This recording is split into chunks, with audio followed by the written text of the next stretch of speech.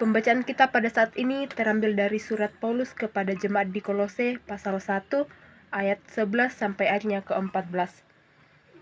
Dan dikuatkan dengan segala kekuatan oleh kuasa kemuliaannya untuk menanggung segala sesuatu dengan tekun dan sabar, dan mengucap syukur dengan sukacita kepada Bapa yang melayakkan kamu untuk mendapat bagian dalam apa yang ditentukan untuk orang-orang kudus di dalam kerajaan terang. Ia telah melepaskan kita dari kuasa kegelapan dan memindahkan kita ke dalam kerajaan anaknya yang kekasih. Di dalam Dia, kita memiliki penebusan kita, yaitu pengampunan dosa. Amin. Yang menjadi tema kita pada saat ini, tekun, sabar, bersyukur, bersukacita. Ayat 11 dan 12 adalah doa Paulus. Melalui doa, Paulus ingin mengajak kita saat ini menyadari bahwa kita memiliki Allah yang begitu mengasihani kita, yaitu Yesus Kristus. Dengan kasihnya itu, melayakkan kita untuk mendapat bagian dalam kerajaannya sebagai orang-orang kudus. Dia melayakkan, mengampuni, melepaskan, memindahkan, menebus, bahwa Allah di dalam Yesus Kristus berbuat untuk keselamatan kita. Itulah Allah yang kita imani dan Allah yang kita kenal. Maka dari itu, Bapak Ibu Saudara-saudara yang dikasih dalam Tuhan, dengan pengenalan seperti ini, kita diarahkan untuk dapat memahami apapun kondisi kehidupan kita, apapun yang akan kita hadapi, pasti kita dapat menanggungnya dengan tekun, sabar, bersyukur, dan bersukacita. Bahwa sukacita seorang Kristen adalah bersukacita dalam setiap keadaan. Iman akan semakin kuat dan bertambah ketika kita mengandalkan iman atas apa yang kita lalui. Tekun, sabar, bersyukur, dan bersukacita harus nyata bagi kita dalam menjalani kehidupan ini. Sebab tidak ada alasan untuk tidak melakukan hal seperti itu. Karena iman kita kepada Allah yang memberi jaminan atas keselamatan kita, maka apapun kondisi dan situasi yang kita hadapi, dalam keempat hal itu, tekun, sabar, bersyukur, dan bersukacita akan tetap bergelora dalam kehidupan kita. Sebagaimana Mazmur 46 ayat 13 mengatakan, sebab itu kita tidak akan takut sekalipun bumi berubah, sekalipun gunung-gunung goncang di dalam laut. Bapak Ibu Saudara-saudari yang kekasih dalam Tuhan, dalam nas ini Paulus ingin menerangkan bagi kita untuk mengenal Allah yang kita imani melalui Yesus Kristus. Dia adalah Allah yang menciptakan kita dan menjadikan segala sesuatunya. Kita sebagai manusia yang diciptakan Allah menurut gambar dan rupa Allah, dapat kita lihat dalam Kejadian 1 ayat 26, dan kehadiran Allah di tengah-tengah kehidupan manusia melalui Yesus Kristus memperlihatkan bagaimana Allah itu menyatakan dirinya dalam rupa manusia.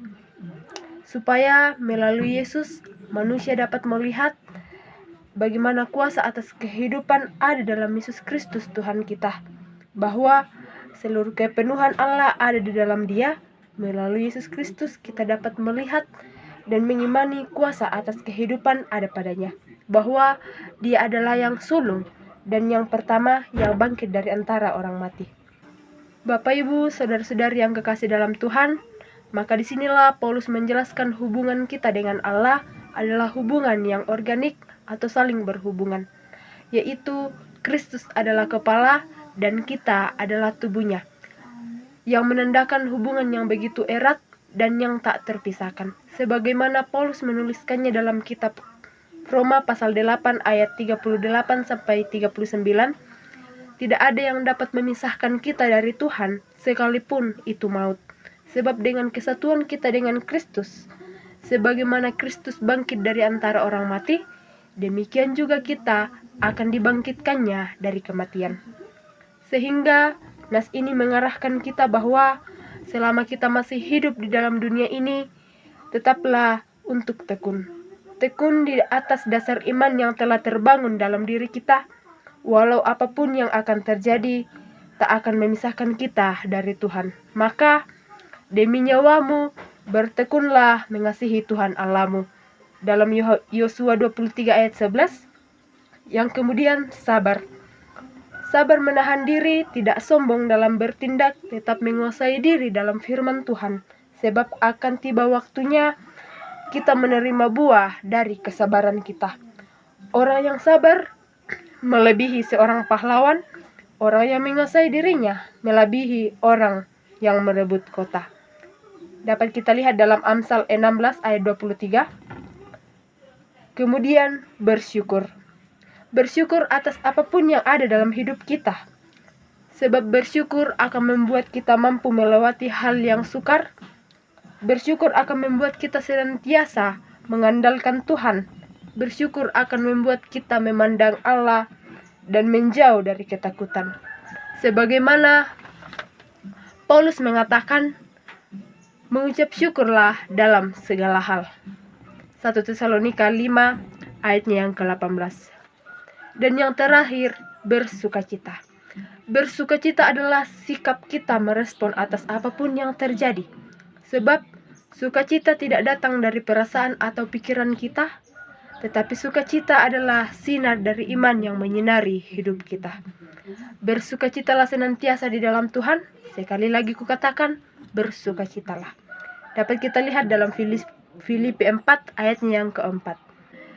Demikianlah kita mempertahankan dan menjaga pemberian Allah yang berharga, yaitu keselamatan dari kuasa dosa, sehingga pada saatnya kita dilayakkan dalam kerajaan-Nya.